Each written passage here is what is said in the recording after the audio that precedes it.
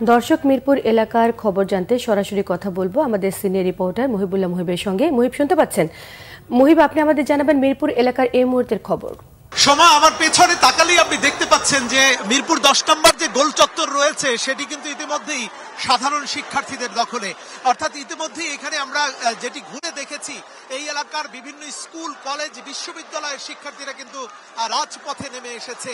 আমরা এখানে আশেপাশে কোনো পুলিশ দেখতে পাচ্ছি না, তবে আমরা মিরপুর 2 নম্বরের দিকে আমরা গিয়ে দেখেছি সেখানে বিজিবি এবং পুলিশ তারা সতর্ক অবস্থায় রয়েছে। এখানে অভিভাবকরা যেমন এসেছেন, একই সঙ্গে তাদের সন্তানদেরকে কিন্তু সঙ্গে করে নিয়ে এসেছেন।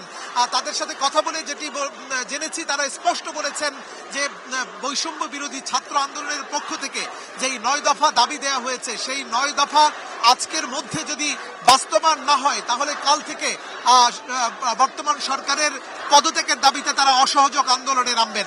তবে তাছাড়াও কিন্তু বিশেষ করে শিক্ষার্থীদের উপরে দমন নিপীড়ন এবং বিভিন্ন আইন শৃঙ্খলা বাহিনীর যে গুলিবর্ষণের ঘটনায় যারা হতাহত হয়েছেন, সেই হতাহতের পিছনে যারা দায়ী রয়েছেন তাদেরকে এখন পর্যন্ত বিচারের আওতায় না আনার কারণে সরকারের বিরুদ্ধে নানা ধরনের স্লোগান দিয়ে যাচ্ছেন শিক্ষার্থীরা। সময় যত গড়াচ্ছে ততই কিন্তু এখানে জনসমাগম বাড়ছে, শিক্ষার্থীদের অংশগ্রহণ বাড়ছে, একই সঙ্গে সাধারণ মানুষের কিন্তু সম্পৃক্ততাও বাড়ছে।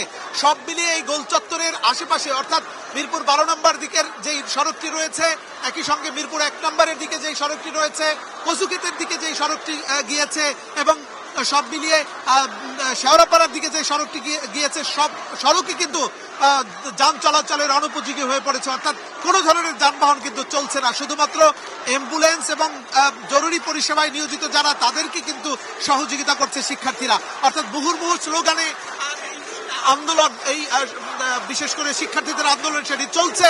উই ওয়ান্ট জাস্টিস স্লোগানে মুখর হয়ে আছে মিরপুর 10 নম্বর। তো এই ছিল সময় আমার কাছে মিরপুরে শিক্ষার্থীদের যে আন্দোলন, সেই আন্দোলনের সার্বিক চিত্র।